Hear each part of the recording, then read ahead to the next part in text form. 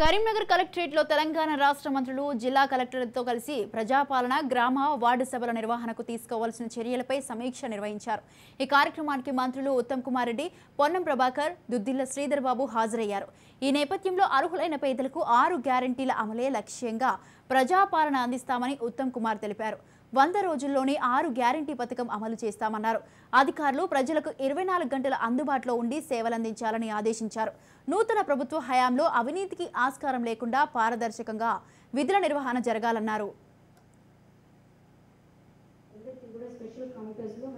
నుంచి ఒక మనిషి రావాలనేది పబ్లిసైజ్ చేస్తున్నాం. అదే విధంగా 28 నుంచి 6th వరకు కూడా స్పెషల్